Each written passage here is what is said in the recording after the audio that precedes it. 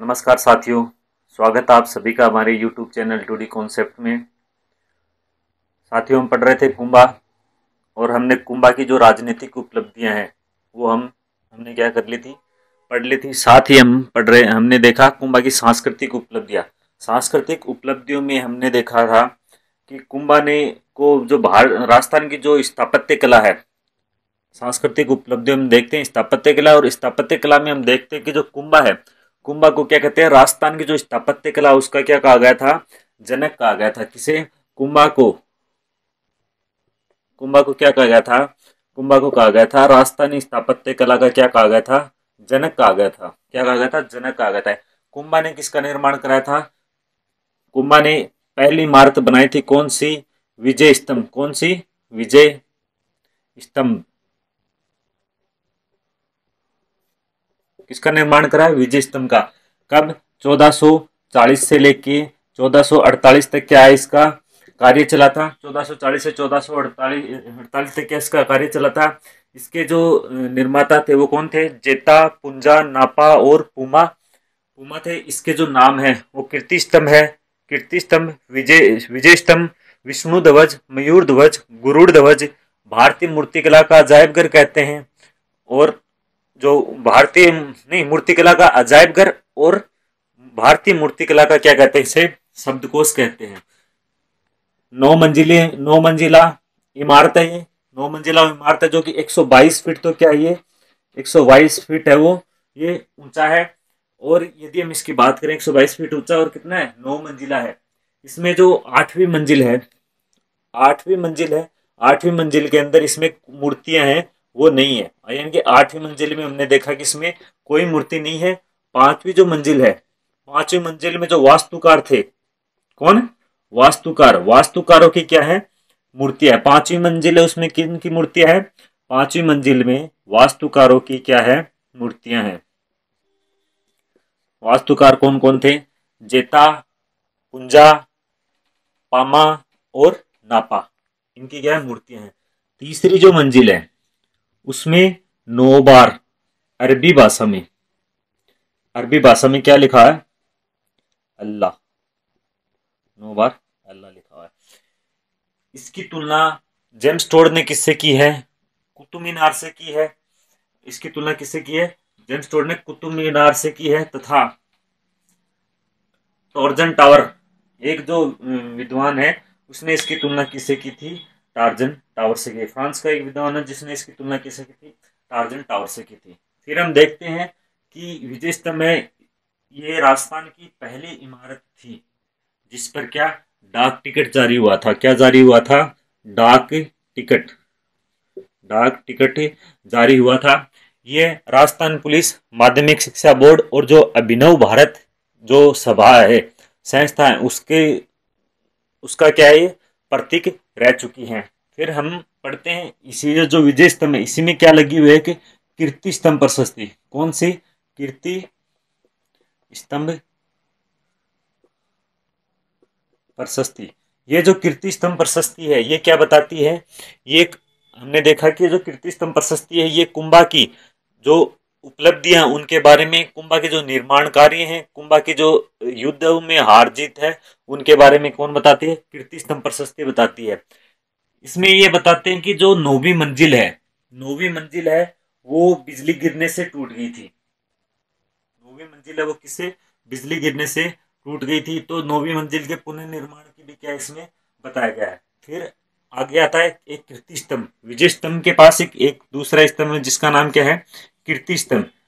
कीर्ति स्तंभ। हमने देखा कि कीर्ति स्तंभ है, ये कीर्ति स्तंभ कितना है? 7 मंजिला है। कितना? 7 मंजिला है।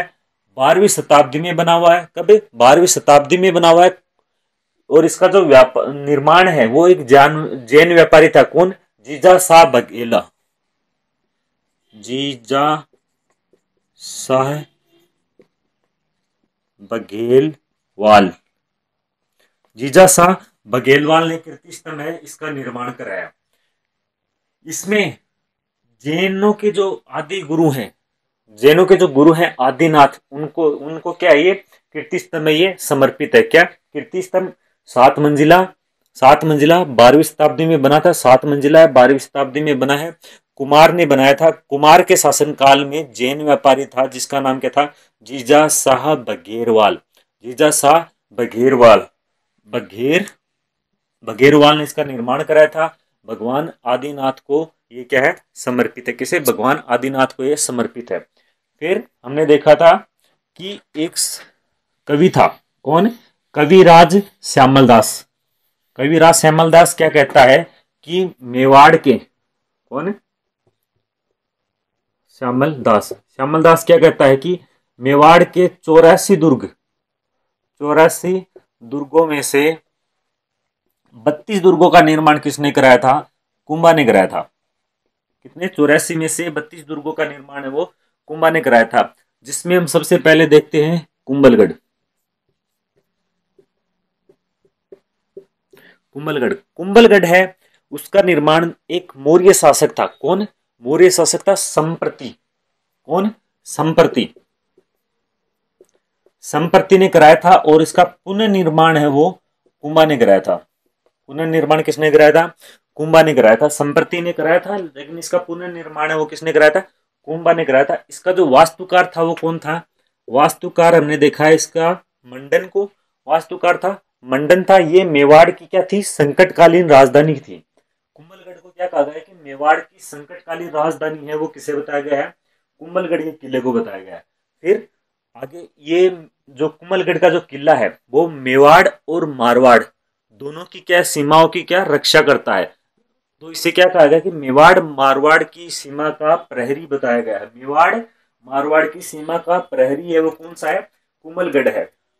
फिर हम देखते हैं कि जेम्स टोड ने इसकी तुलना की थी। एक किला है एट्रुस्कन, कौन सा है, एट्रुस्कन से की है, जो कि कहाँ का है, यूरोप का है। ये जो कुंभलगढ़ है, कुंभलगढ़ की तुलना हमने देखा कि कुंभलगढ़ की तुलना है वो टोड साहब है वो किससे करते हैं, एट्रुस्कन किले से करते हैं। फिर इसका जो परकोटा है, यदि हम इसके परकोटे की बात करें तो इसका जो परकोटा है वो कितना है, लंबाई की बात करें इसके परकोटे की तो 36 किलोमीटर का क्या है इसका परकोटा। इसका परकोटा कितना, 36 किलोमीटर का है। और इसकी चौड़ाई की बात करें तो चौड़ाई इतनी है कि चार घोड़े आपस में क्या है, इसके पास से दौड़ सकते हैं। फिर इसकी ऊंचाई के बारे में एक वो ऊंचाई के बारे में अबुल फजल ने कहा था कि सिर पर जो रखी हुई पगड़ी है वो क्या है, नीचे गिर जाती है। सिर पर रखी हुई पगड़ी है वो नीचे गिर जाती है। ये कुंभलगढ़ दुर्ग में कुंभलगढ़ दुर्ग में क्या है, कटारगढ़ है। कौन सा है, कटारगढ़ है। ये कटारगढ़ को निर्माण कौन कराए हो, नहीं, ये जो कटारगढ़ है, इस कटारगढ़ में जो कुंभा है, कुंभा का क्या है, ये निज आवास है। कुंभा का पर्सनल कमरा है। ये क्या है, पर्सनल कमरा है, निजी आवास है। कटारगढ़ है वो क्या है, कुंभा का निज आवास है। इस कटारगढ़ को क्या कहते हैं, कुंभलगढ़ की आंख कहते हैं। क्या कहते हैं, कुंभलगढ़ की, या फिर इसे क्या कहते हैं, इसे मेवाड़ की आंख कहते हैं। कुंभलगढ़ की नहीं, इसे मेवाड़ की आंख कहते हैं। किसकी आंख, मेवाड़ की आंख। इसे क्या कहते हैं, मेवाड़ की आंख कहते हैं। उसके बाद में एक प्रशस्ति आती है, कुंभलगढ़ में एक प्रशस्ति लगी हुई है। कौन सी, कुंभलगढ़ प्रशस्ति। कुंभलगढ़ प्रशस्ति, कौन सी प्रशस्ति लगी हुई है, कुंभलगढ़ प्रशस्ति, जो कि कितने की है, 1460 की। 1460 की। निर्माण किसने कराया था, अत्रि भट्ट ने, नहीं महेश भट्ट।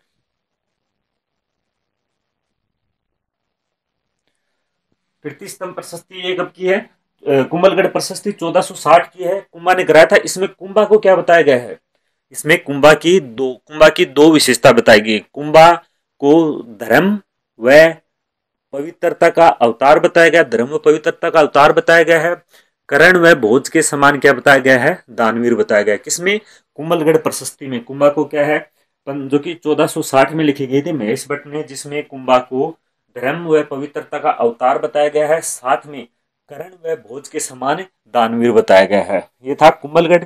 फिर हमने आगे देखा था कुंभलगढ़ के बाद में हमने देखा था एक गढ़ था, उसका नाम था अचलगढ़, जिसको किसने बनवाया था? परमारों ने बनवाया था। कुंभलगढ़ के बाद में हमने देखा था अचलगढ़। अचलगढ़ का निर्माण परमार शासकों ने करवाया था। किसने? परमार शासकों ने कराया था। और कुंभा ने क्या इसका पुनर्निर्माण कराया था। इसमें अचलगढ़ में क्या है? कुंभा और कुंभा का जो बेटा है उदा, कुंभा व कुंभा का बेटा है उदा, उन दोनों की क्या लगी हुई है? मूर्तियां लगी हुई है। कुंभा व कुंभा के बेटों की मूर्ति लगी हुई है, जिनको संयुक्त रूप से क्या कहा गया है? सावण भादो। ये जो सावण भादो, ये एग्जाम की दृष्टि से महत्वपूर्ण है। कई बार क्या है कि पूछ लेते हैं कि सावण भादो क्या है। तो सावण भादो है कुंभलगढ़ में, अचलगढ़ में लगी हुई कुंभा की और उसके बेटे उदा की मूर्तियों को सावण भादो कहते हैं। अचलगढ़ के बाद में दुर्ग आता है बसंतगढ़। बसंतगढ़ है वो सिरोही में है। एक दुर्ग बनाया था मेरो से बचाव के लिए। किससे? मेरो से बचाव के लिए एक दुर्ग बनाया था। उस दुर्ग का नाम था मचान का दुर्ग, जो कि कहा था? सिरोही में था। एक था भोमट दुर्ग। भीलों से रक्षा के लिए कौन सा दुर्ग बनाया था? भोमट दुर्ग बनाया था।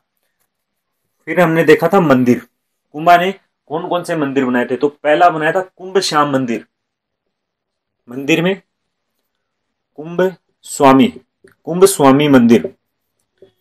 ये जो कुंभ स्वामी मंदिर है, ये कुंभ स्वामी मंदिर है, ये जो मंदिर है कुंभ स्वामी मंदिर है, ये भगवान विष्णु को समर्पित है। कुंभा वो किसका भक्त था? भगवान विष्णु का था। कुंभ स्वामी मंदिर है, ये 3 जगह बना हुआ है। कुंभलगढ़ में, चित्तौड़गढ़ में, कुंभलगढ़, चित्तौड़गढ़ और अचलगढ़, तीनों दुर्गों में किसका मंदिर है? कुंभ स्वाम मंदिर है। फिर एक आता है शांतिनाथ जैन मंदिर। कौन सा? शांतिनाथ जैन मंदिर। शांतिनाथ जैन मंदिर, या फिर इसका दूसरा नाम क्या है? श्रृंगार चौरी मंदिर। इस मंदिर का निर्माण है जो कुंभा के जो कोषाध्यक्ष थे। कौन? कुंभा के जो कोषाध्यक्ष थे कौन? वेलका भंडारी। वेलका भंडारी, वेलका भंडारी ने इस मंदिर का क्या करवाया था? निर्माण करवाया था। फिर उससे आगे हम क्या देखते हैं? फिर आपा देखांगा रणकपुर का जैन मंदिर। कौन सा? रणकपुर का जैन मंदिर। रणकपुर का जैन मंदिर। आपा देखिए रणकपुर का जैन मंदिर। अण मंदिरा में आपा के देखियो रणकपुर के जैन मंदिर। इनमें देखा था कि जैन व्यापारी धनक शाह ने, किसने? धनक शाह ने इन मंदिरों का निर्माण 1439 में करवाया था। धनक शाह ने इन मंदिरों का निर्माण किसने कराया था? धनक शाह। धनक शाह ने इन मंदिरों का निर्माण कराया था 1439 में। इसका जो वास्तुकार था, वास्तुकार कौन था? इसका जो वास्तुकार हमने देखा था, वास्तुकार का नाम था देपाक। कौन था? वास्तुकार था देपाक। इसमें चौमुखी मंदिर बना हुआ है, जो कि भगवान आदिनाथ की मूर्ति लगी हुई है। जिसमें इसमें 1444 खंबे, 1444 खंबे, इसलिए इसे क्या कहते हैं? खंबों का अजायब घर भी कहते हैं। इसे क्या कहते हैं? खंबों का अजायब घर कहते हैं। फिर एक प्रशस्ति लिखी गई थी। कौन सी? रणकपुर का जो जैन मंदिर है उसमें एक प्रशस्ति लिखी गई थी, जो कि कब की थी? 1439 की थी। 1439 में एक प्रशस्ति लिखी गई थी, जिसका नाम क्या था?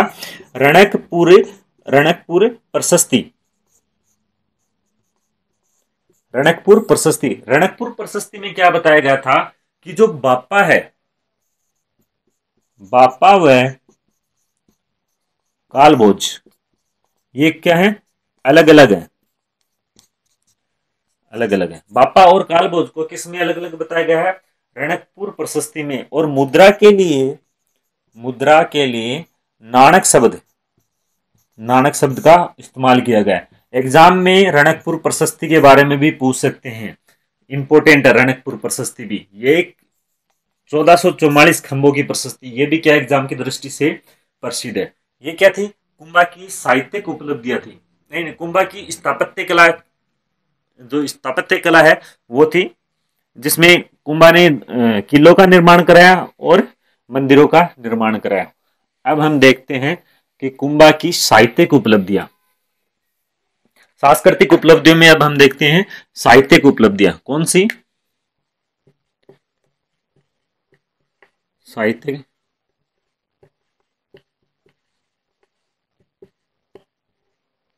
उपलब्धियां। कुंभा क्या था? कुंभा एक अच्छा संगीतज्ञ था। क्या था? एक अच्छा संगीतज्ञ था। वीणा भी बजाता था। और इसका जो गुरु था, गुरु कौन था? सारंगधर। सारंगधर कौन सा गुरु था इसका?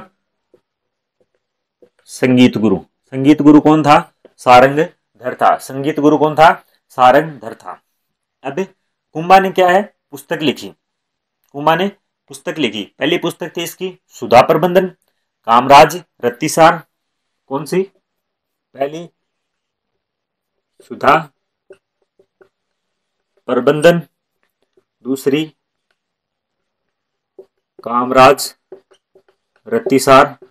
कामराज रत्तीसार है, इसके कितने भाग थे? कामराज रत्तीसार के इसके कितने भाग थे? 7 भाग थे। फिर लिखी थी हरिवार्तिक।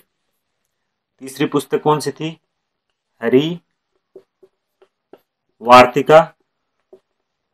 हरिवार्तिका। फिर संगीत सुधा, संगीत मीमांसा, संगीत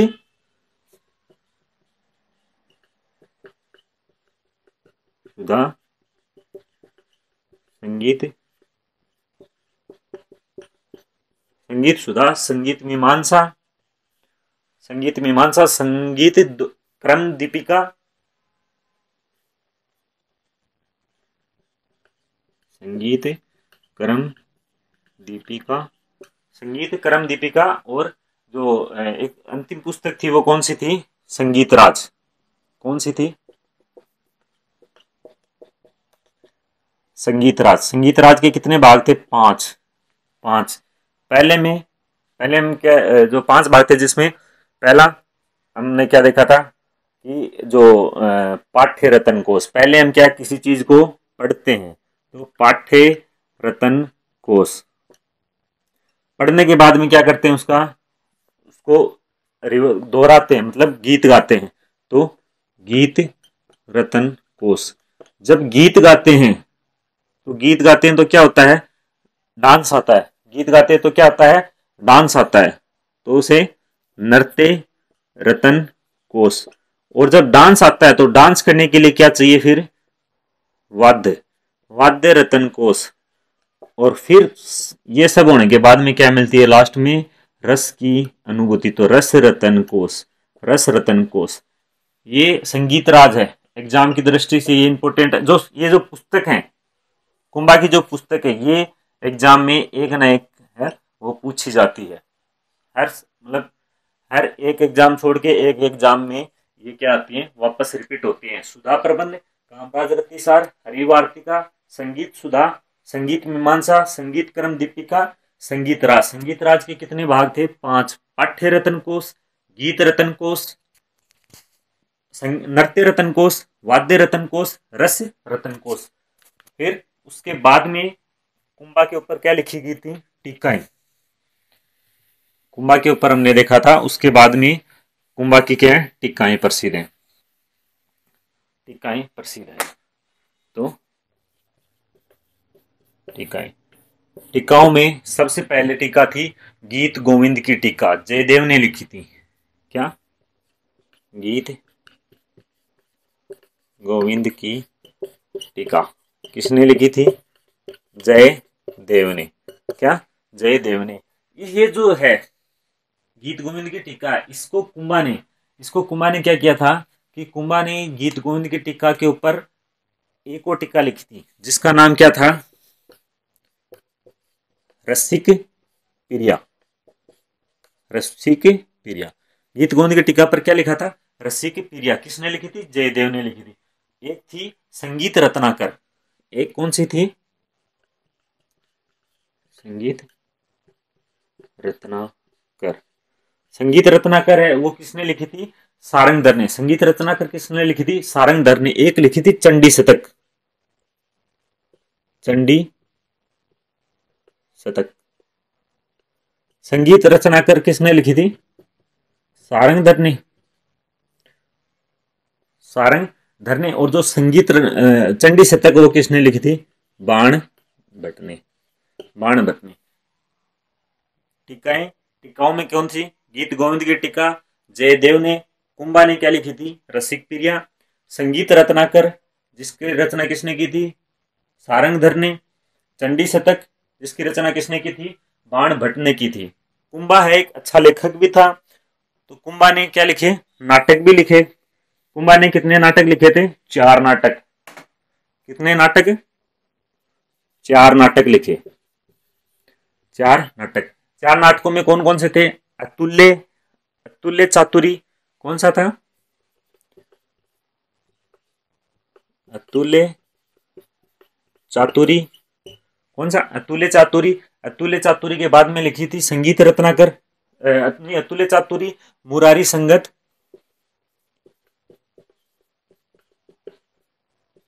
मुरारी संगति, अतुल्य चातुरी, मुरारी संगति, मुरारी संगति बाद नंदिनी, नंदिनी वर्ती और रस नंदिनी। कौन सी? एक तो नंदिनी वर्तनी, नंदिनी वर्ती, और एक रस नंदिनी। कौन सी थी? रस नंदिनी थी। अतुल्य चातुरी है वो संस्कृत में, कन्नड़ में, मराठी में और मेवाड़ी में।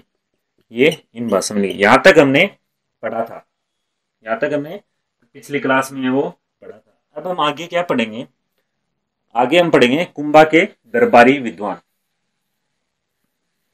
कौन पढ़ेंगे? इससे आगे, इससे आगे हम देखेंगे कि कुंभा के है वो दरबारी विद्वान। कुंभा के दरबार में, इससे पहले हमने कुंभा की जो स्थापत्य और जो साहित्य है उनके बारे में देखा था। अब हम देखते हैं कुंभा के दरबारी विद्वान। दरबारी विद्वान, दरबारी विद्वान में पहला था वो था कान्ह व्यास। कौन था? कान्ह व्यास। कान्ह व्यास, जो कान्ह व्यास था उसने एक पुस्तक लिखी थी एकलिंग मास्ते। एकलिंग मास्ते, जिसे एकलिंग मास्ते, इस पुस्तक का जो पहला भाग था ये किसको समर्पित थी? कुंभा को समर्पित थी। इसका जो पहला भाग था वो किसने लिखा था? कुंभा ने लिखा था, जिसका नाम क्या था? राजवर्णन। तो कान्हा ने व्यास ने क्या लिखी थी? एकलिंग महासते। इसका जो प्रथम भाग है क्या नाम था? राज वर्णन।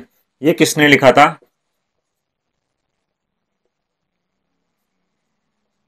कुंभा ने। राजवर्णन ये किसने लिखा था? कुंभा ने लिखा था। फिर दूसरा था मेहाजी। मेहाजी ने क्या लिखी थी? तीर्थमाला, जिसमें 120 तीर्थों की क्या जानकारी दी है।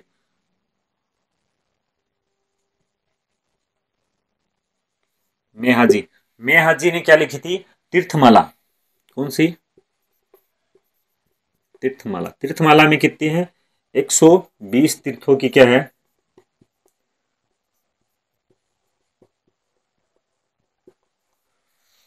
मेहमाला 120 तीर्थों की जानकारी है। उसके बाद में लिखे था एक जो मंडन था,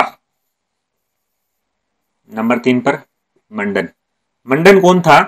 मंडन है वो कुंभा का वो था, मंडन कुंभा का वास्तुकार था।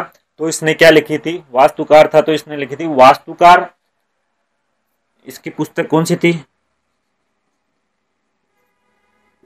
वास्तुकार। दूसरी पुस्तक थी इसकी देवमूर्ति प्रकरण।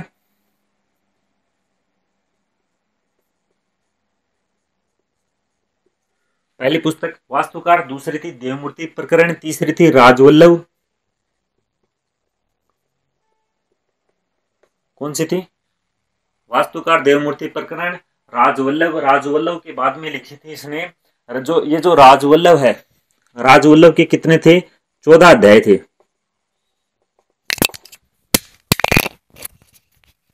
राजवल्लभ है, राजवल्लभ के कितने थे? 14 अध्याय थे, जिसमें क्या बताया गया है कि ग्राम, 14 अध्याय में क्या बताया गया कि गांव कैसे बनते हैं, नगर कैसे बनते हैं, किला कैसे बनता है, मंदिर कैसे बनता है, बाजार कैसे बनता है, इनकी जानकारी किसमें है? राजवल्लभ में है। फिर अगली आती है रूपमंडन और कौदन्य मंडन। रूप मंडन और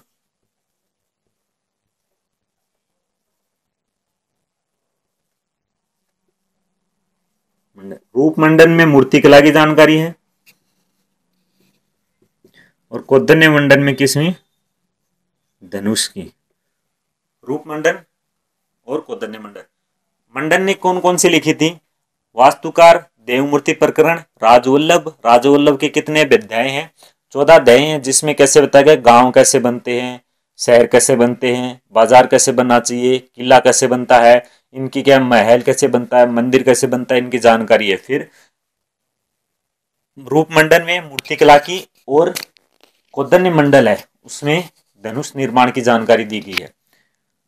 फिर उसके बाद में चौथा चौथा पॉइंट क्या है? चौथा जो था वो उसका नाम क्या था? नाथा। कौन? नाथा। चौथा था और नाथा था, तो इसका नाम क्या है? नाथा। नाथा है वो कौन था? भाई था।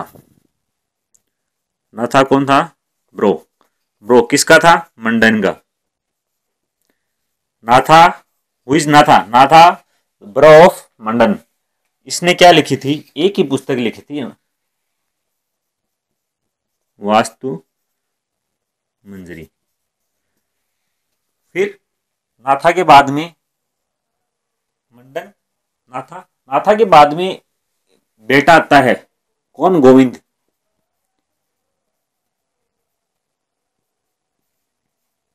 सन of Mandan. Son of Mandan. ये जो आता है मंडन, ये भी क्या है? एक अच्छा लेखक था। मंडन ने जो गोविंद है, गोविंद ने क्या क्या लिखी थी? द्वार दीपिका। मंडन की जो किताब थी, जो गोविंद की जो किताब थी, उसमें क्या लिखा था?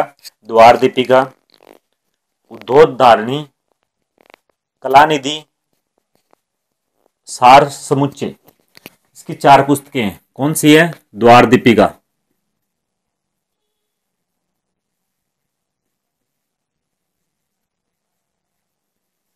पहली पुस्तक है द्वार दीपिका, जिसमें क्या है? दरवाजे कैसे बनाए जाते हैं, महलों के, किलों के, इनके दरवाजों के निर्माण की क्या दी गई है? जानकारी दी गई है। दूसरा है उद्धार धारणी, उद्धार धोरिणी, उद्धार धोरिणी। तीसरी पुस्तक है वो कौन सी है? रूपमंडन। नहीं, तीसरी पुस्तक का नाम क्या है? कलानिधि। सॉरी, कलानिधि। और जो चौथी पुस्तक है उसका नाम क्या था? सार समुच्चय। सार समुच्चय। चौथी पुस्तक का नाम क्या है? सार समुच्चय।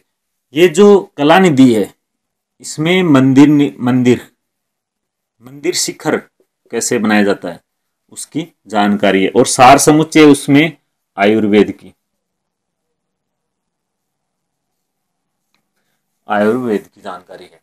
ये होगा। फिर अगला गोविंद हो गए। गोविंद के बाद में आता है एक हीरानंद मुनि। हीरानंद मुनि ये कौन थे? हीरानंद मुनि है वो थे कुंभा के गुरु। कौन थे? हीरानंद मुनि है वो कौन थे? कुंभा के गुरु, जिनकी उपाधि क्या थी? कविराज।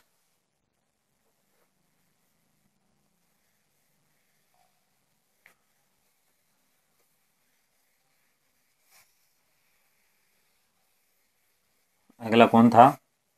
कुंभा के गुरु। कुंभा के गुरु का क्या नाम था? हीरानंद मुनि। जो इनके वास्तविक गुरु थे, गुरु थे वो कौन थे? हीरानंद, हीरानंद मुनि। हीरानंद मुनि थी, हीरे थे। जो हीरानंद मुनि थे, इनकी उपाधि क्या थी? कविराज। कविराज। हीरानंद मुनि के पास कविराज की क्या थी? उपाधि थी। एक था तिलभट्ट। एक दरबारी विद्वान कौन था? तिलभट्ट, तिल्ला भट्ट। ये क्या थे? कुंभा के दरबारी विद्वान थे। दरबारी विद्वानों में हमने देखा पहला था कानव्यास, मेहाजी। मेहाजी के बाद में मंडन।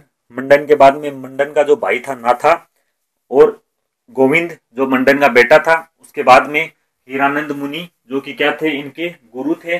और इन्होंने क्या लिखी? इनको किसकी उपाधि थी? कविराज की उपाधि थी। और अगला कौन था? तिलभट्ट था। उसके बाद में कुंभा के दरबार में कुछ जैन विद्वान भी थे। कौन थे? कुंभा के दरबार है उसमें कुछ जैन विद्वान भी थे।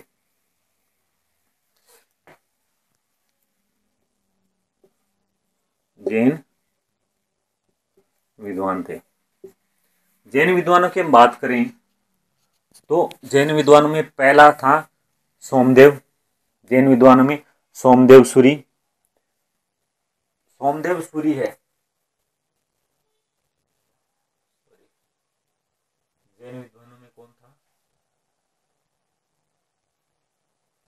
हाँ, सोमदेव सूरी, सोम सोम सुंदर सूरी, सोमदेव सूरी, सोम सुंदर सूरी, जयशेखर, जयशेखर भुवन कीर्ति, भुवन कीर्ति। पहला कौन था? सोमदेव सुंदर। कौन? सोमदेव सुंदर। सोमदेव सुंदर के बाद में था सोम सुंदर। ये बाद में देखते हैं, जैन जो विद्वान है ये बाद में देखते हैं। कुंभा ने क्या किया था? कुंभा ने जो जैन विद्वान थे, जैन विद्वान थे उनके ऊपर जो तीर्थ यात्रा कर था, जैनों के ऊपर जो तीर्थ यात्रा कर था, जैनों का तीर्थ यात्रा कर, तीर्थ यात्रा कर है वो क्या किया था? कुंभा ने माफ किया था। कुंभा ने क्या किया था? जैनों का जो तीर्थ यात्रा कर है वो क्या किया था? माफ किया था। फिर कुंभा कुंभा की उपाधियां, कुंभा की उपाधियां, उपाधि से पहले सोमदेव सूरी, सुंदर सूरी नहीं, सोमदेव सूरी पहला, सोमदेव सूरी, सोम सुंदर सूरी, सोमदेव सूरी, सोम सुंदर सूरी और जयशेखर, जयशेखर भवन कीर्ति, भवन कीर्ति, हाँ भुवन कीर्ति, भुवन कीर्ति। ये कौन थे? जैन विद्वान थे। कुंभा के दरबार में सोमदेव सूरी, सोम सुंदर सूरी, जयशेखर और भुवन कीर्ति, ये क्या थे? कुंभा के जैन विद्वान थे। कुंभा के दरबार में क्या थे? जैन विद्वान थे। ये जैन विद्वान थे तो कुंभा ने क्या किया? जो जैनों हैं, जैनों के ऊपर जो तीर्थ यात्रा कर था, कौन सा तीर्थ यात्रा कर है वो क्या कर दिया था? इन्होंने समाप्त कर दिया था। क्या कर दिया था? तीर्थ यात्रा कर है वो इन्होंने समाप्त कर दिया था। सोमदेव सूरी याद कर लो कि जो जैन विद्वान हैं उनमें पहला सोमदेव सूरी, सोम सुंदर सूरी, जयशेखर और त्रिभुवन कीर्ति, त्रिभुवन कीर्ति। जैन यात्रा कर है, जो यात्री कर है वो तीर्थ यात्रा कर है वो भी इसने माफ किया था। अब हम देखते हैं कुंभा की उपाधि। कुंभा की उपाधि, कुंभा की उपाधि, कुंभा की पहली उपाधि थी हिंदू सुल्ताना, हिंदू सुल्तान, हिंदू सुल्तान। सुल्तान का मतलब होता है रक्षक। क्या? रक्षक, यानी कि हिंदू धर्म का रक्षक। हिंदू सुल्तान का मतलब हिंदू धर्म का रक्षक। अभिनव भट्टाचारी, अगली उपाधि कौन सी थी? अभिनव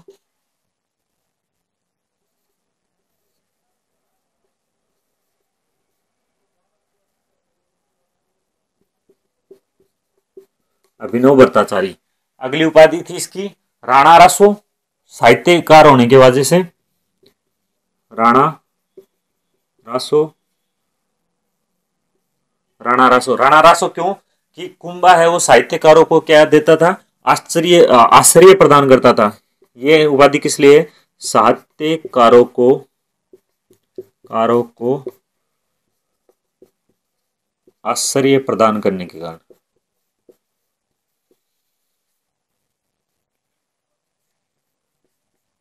आश्चर्य प्रदान करने के बाद। फिर राणा रासो के बाद में हाल गुरु, हाल गुरु, फिर चाप गुरु, दान गुरु, दान गुरु, एक थी छाप गुरु। ये क्या थी? कुंभा की उपाधियां थी। हाल गुरु पहाड़ी दुर्गों को जीतने की वजह से, पहाड़ी दुर्गों का निर्माण। चाप गुरु, चाप बोलते धनुष को, धनुष के ज्ञान की वजह से, दानशीलता की वजह से दान गुरु, और छापामार युद्ध की वजह से, छापामार युद्ध की वजह से छाप गुरु। कुंभा की उपाधियां कौन सी थी? हिंदू सुल्तान, हिंदू धर्म की रक्षा के लिए, अभिनव भट्टाचारी। अभिनव किसे बोलते हैं? भगवान विष्णु को। ये भगवान विष्णु का भक्त था, इसलिए इसे अभिनव भट्टाचारी कहा गया। राणा रासो, राणा रासो यानी कि साहित्यों को, जो साहित्यकार थे उनको आश्रय प्रदान किया। हमने देखा कुंभ के दो दरबार में बहुत सारे क्या थे? साहित्यकार थे, तो उनको आश्रय प्रदान करने के कारण हालगुरु, हालगुरु यानी पहाड़ी दुर्गों को जीतने, पहाड़ी दुर्गों के निर्माण की वजह से, चाप गुरु धनुष विद्या के कारण, दान गुरु दानशीलता के कारण, छाप गुरु वो छापामार युद्ध के कारण। फिर बात आती है, आगे हम देखते हैं कि कुंभा है,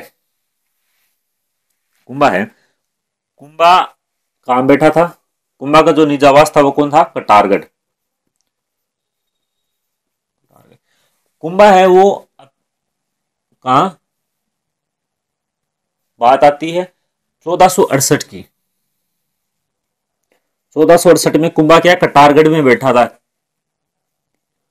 बुनियादी पीड़ा से क्या हो गया था? ग्रसित हो, यह पेट रोग से क्या हो गया था?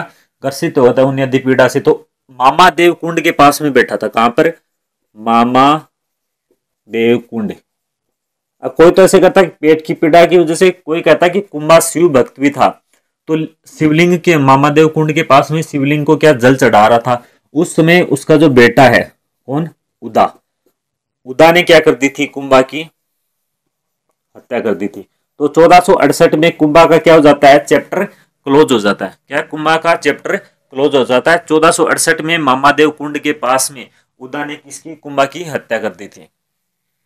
कुंभा की हत्या कर दी थी। कुंभा की हत्या करने के बाद में, कब? कुंभा की जब हत्या हो जाती है तो 1400, कब होती है कुंभा की हत्या? 1468 में। फिर 1473 से लेके 1509 रायमल, 1473 से 1509, 1473 से 1509 कौन करता है? रायमल है वो क्या करता है? शासन करता है। रायमल शासन करता है। इससे पहले उदा है, उदा अपने आप को, कुंभा की हत्या करने के बाद में उदा अपने आप को क्या घोषित करता है? राजा घोषित करता है। लेकिन जनता है वो क्या करती है? एक्सेप्ट नहीं करती है। और उदा को क्या कहते हैं? उदा को मेवाड़ का, मेवाड़ का पुत्र हंता, हंता, पितरहंता, सॉरी, पितरहंता पुत्र कहा जाता है।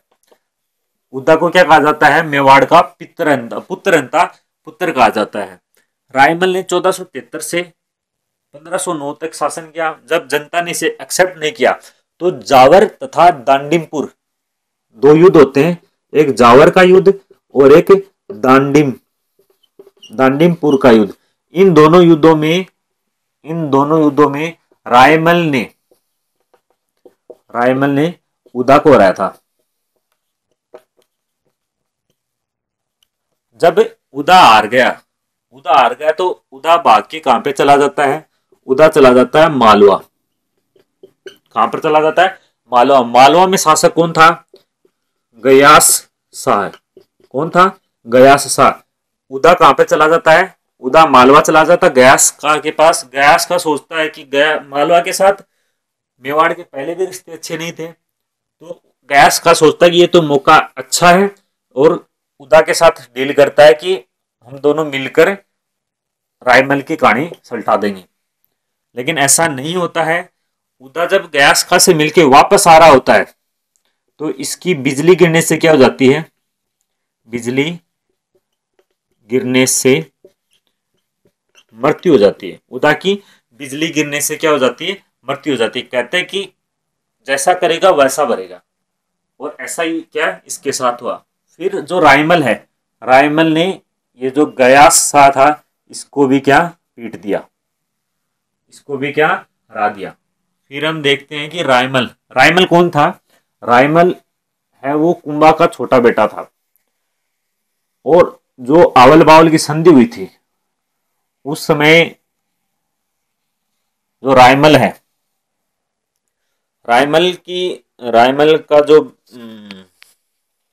की जो साथी है, वो जोधा की बेटी थी श्रृंगार कंवर, श्रृंगार कुंवर से होती है।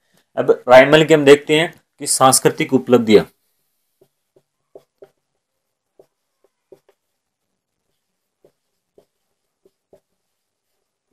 रायमल की सांस्कृतिक उपलब्धियां, जिसमें क्या है, एकलिंग नाथ जी का जो मंदिर है,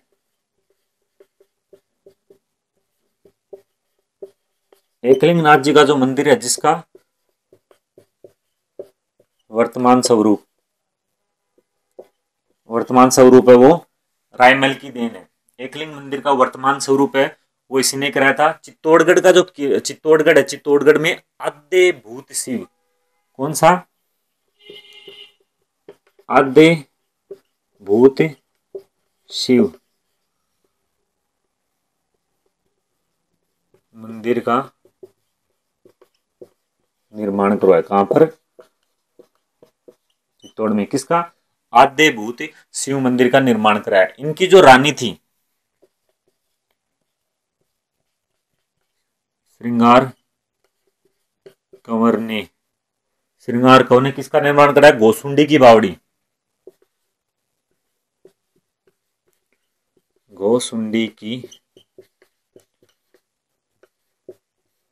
बावड़ी, गोसुंडी की बावड़ी का निर्माण किसने कराया था, श्रृंगार कंवर ने कराया था। फिर इसकी एक बहन थी, कौन सी, कुंभा की बहन थी, जिसका नाम क्या था, रमाबाई। रमाबाई विधवा हो गई, वापस कहाँ गई थी, मेवाड़ आ गई थी। तो इसे जावर है, जावर माइंस का जो क्षेत्र है वो रमाबाई को दे दिया था। रमाबाई ने जावर में रमा स्वामी मंदिर का निर्माण कराया, रमा स्वामी मंदिर का क्या करवाया था, निर्माण करवाया था। रमाबाई ने किसका निर्माण करवाया, रमाबाई ने जावर में रमा स्वामी मंदिर का निर्माण करवाया था। ये रमाबाई है, ये अपने पिता की तरह संगीत में इंटरेस्ट रखती थी, संगीत में इंटरेस्ट रखती थी। तो इसकी उपाधि, उपाधि वो क्या होगी, वागीश्वरी, क्या होगी, वागीश्वरी। ये भी क्या है, एग्जाम की दृष्टि से रमाबाई के ऊपर भी कई बार क्या है, क्वेश्चन है वो पूछ लेते हैं। अब रायमल का बेटा था कौन, सांस्कृतिक उपलब्धियों में हम देखते हैं कि एकलिंग नाथ जी का मंदिर बनवाया। कहां पर, वो जो कि एकलिंग नाथ जी का जो मंदिर है उसका वर्तमान स्वरूप है वो रायमल की देन है। अद्भुत शिव का मंदिर है चित्तौड़ में, उसका निर्माण रायमल ने कराया था। श्रृंगार कंवर जो कि रायमल की पत्नी थी, उसने गोसुंडी बावड़ी का निर्माण कराया। रायमल की बहन जिसने जावर में रमा स्वामी मंदिर का निर्माण कराया, संगीत में रुचि रखती थी, उपाधि क्या थी, वागीश्वरी की उपाधि थी। फिर अगला शासक इसमें आता है, रायमल का एक बेटा था कौन, पृथ्वीराज। कौन था,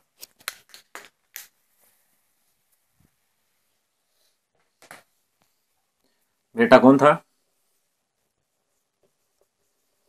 पृथ्वीराज। पृथ्वीराज, इस पृथ्वीराज को क्या कहते हैं, उड़ना पृथ्वीराज, उड़ना पृथ्वीराज। ये जो पृथ्वीराज है, इसकी चपलकामिता की वजह से इतना स्फूर्त, मतलब इतना तेज इंसान था कि इसका नाम क्या पड़ गया था, उड़ना पृथ्वीराज। इसने, इसकी पत्नी थी, सोलंकी रानी थी ताराबाई। ताराबाई कौन थी ये, सोलंकी रानी थी, सोलंकी राजकुमारी थी, सॉरी सोलंकी राजकुमारी थी। इनके साथ इनका विवाह हुआ था।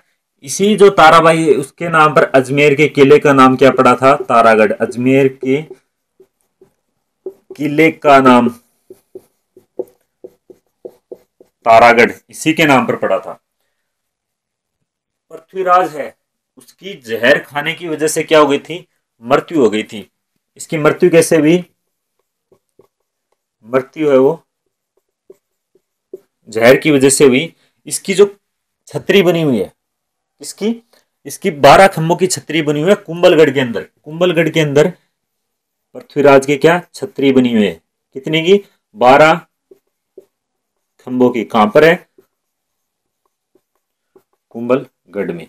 ये ना ऐसे पूछ ले 12 खंभों की छतरी कहाँ पर है, तो कुंभलगढ़ में। 12 कुंभलगढ़ की जो 12 छतरों की 12 खंभों की जो छतरी है वो किसे समर्पित है, तो वो पृथ्वीराज को समर्पित है। ये भी क्या है, एग्जाम की दृष्टि से इंपॉर्टेंट है।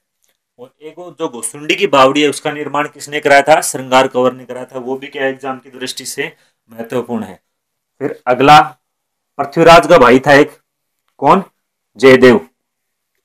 पृथ्वीराज का भाई कौन था, जयमल।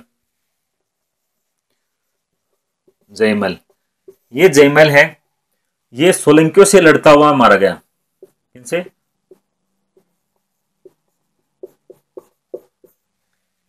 वजह क्या थी, ताराबाई। क्या होता है कि एक बार जो, चलो कहानी नहीं बताएंगे, यही चीज याद रखना कि जयमल है वो सोलंकियों से लड़ता हुआ मारा गया था। तीसरा बेटा कौन था, सांगा। सांगा, सांगा है, ये क्या बनता है, राजा बनता है। कब, 1509 में, 1509 से लेके 1528 तक, 1509 से 1528 तक। इसका, इसके जो भाई हैं,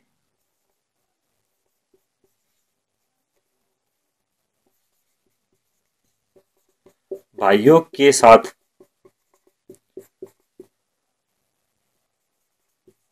संघर्ष रहा। किसके साथ, इसका इनके जो भाई हैं उनके साथ क्या संघर्ष रहा, भाइयों के साथ क्या विवाद रहा। ये किसका बेटा था, रायमल का बेटा था। और एक जगह पर एक जो है कौन है, जब उत्तराधिकार का जब संघर्ष होता है, तो तीन भाई ये इनमें उत्तराधिकार का संघर्ष होता है, तो ये जो सांगा है, सांगा, ये दोनों भाई हैं, सांगा को मारना चाहते हैं। तो सांगा वो भाग के किधर जाता है, अजमेर की तरफ जाता है। अजमेर के करमचंद पवार, श्रीनगर, श्री, ये भागकर कहाँ चला जाता है, जब भाइयों के साथ संघर्ष होता है तो भागकर कहाँ चला जाता है, श्रीनगर। श्रीनगर में कहां पर, श्रीनगर, अजमेर, किसके पास, करमचंद पंवार के पास। किसके पास, करमचंद पंवार के पास चला जाता है। जब ये अजमेर भाग के जा रहा था तो सेवंतरी गांव, सेवंतरी गांव में एक विदा विदा विदा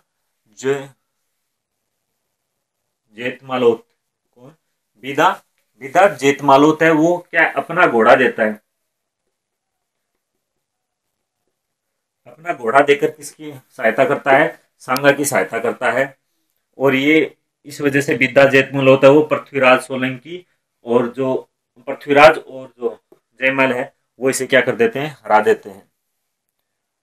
इससे आगे हम देखेंगे अगली क्लास में, कब,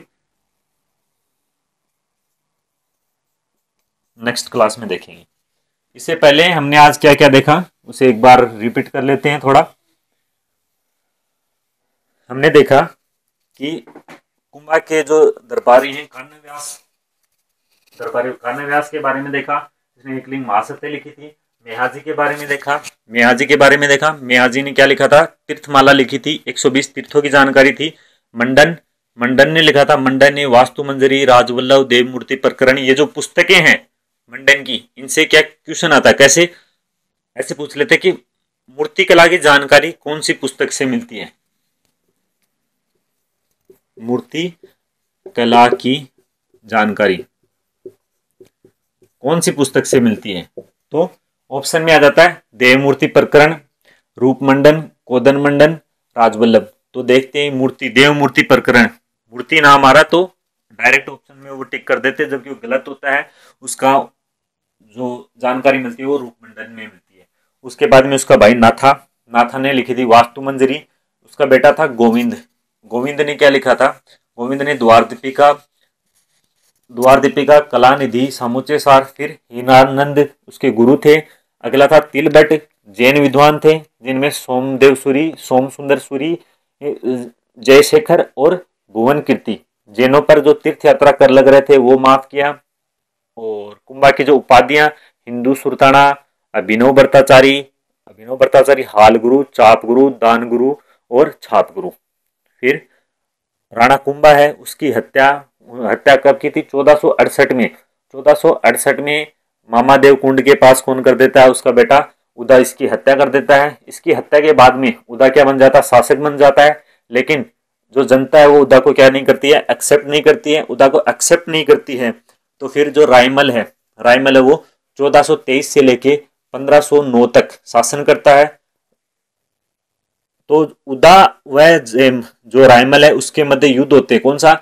जावर और दांडीमपुर का युद्ध होता है, जिसमें उदा जीत जाता है, उदा हार जाता है। तो उदा किसके पास चला जाता है? मालवा का गया गया शाह था उसके पास चला जाता है। दोनों में कॉम्प्रोमाइज होता है। लेकिन इससे पहले उदा के ऊपर क्या है? बिजली गिरने से उदा की क्या हो जाती है? मृत्यु हो जाती है। जो रायमल था वह गया शाह को भी क्या कर देता है? हरा देता है। फिर हम देखते हैं रायमल की सांस्कृतिक उपलब्धियां, जिसमें एकलिंग नाथ जी के मंदिर का वर्तमान स्वरूप वो किसने दिया था? एकलिंग जी के मंदिर का वर्तमान स्वरूप है वो रायमल ने दिया था। चित्तौड़ में अद्भुत शिव मंदिर का निर्माण कराया। पत्नी कौन थी? श्रृंगार कंवर ने गोसुंडी बावड़ी का निर्माण करवाया। इसकी बहन थी कौन? रमाबाई। वो विधवा हो गई तो वो वापस कहां पर आ गई थी? जावर आ गई थी। जावर में आने के बाद में और क्या किया गया था? इसने जावर में रमा स्वामी मंदिर का निर्माण कराया। संगीत में रुचि थी इसलिए इसकी उपाधि क्या हो गई थी? वागेश्वरी हो गई थी। उसके बाद में जयमल का बेटे थे पृथ्वीराज, यानी रायमल के पृथ्वीराज, जयमल और सांगा। इनमें क्या होता है? आपस में युद्ध, मतलब कि जो गद्दी है गद्दी को लेके आपस में क्या होती रहती है? लड़ाइयां होती रहती हैं। पृथ्वीराज है, पृथ्वीराज को क्या कहा गया था? उड़ना पृथ्वीराज कहा गया था। इसकी जो पत्नी थी ताराबाई, कौन सी राजकुमारी थी? सोलंकी राजकुमारी थी। इसी ताराबाई के नाम पर अजमेर का एक किला है तारागढ़, जिसका नाम इसके ऊपर पड़ा था। ये तारागढ़ है। कई बार क्वेश्चन में एग्जामिनर है इजी होता है तो उस पर क्वेश्चन भी पूछ लेता है।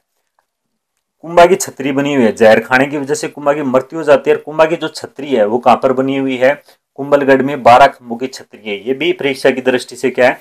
महत्वपूर्ण है। फिर जयमल होता है वो सोलंकियों के साथ लड़ता हुआ मारा जाता है। जब तीनों भाइयों में उत्तराधिकार के लिए लड़ाई होती है तो जो सांगा बीच बचाव करके कहाँ चला जाता है? सांगा करमचंद पंवार के पास चला जाता है। कहाँ पर? करमचंद पंवार के पास, अजमेर में श्रीनगर जगह है वहां पर। जब वो वहां पर जा रहा था तो ये इसके भाई हैं वो क्या करते हैं? इसका पीछा करते हैं। तो जो सेवत्री गांव के पास जयमल मालोत है वो अपना घोड़ा देकर क्या करता है? सांगा की सहायता करता है।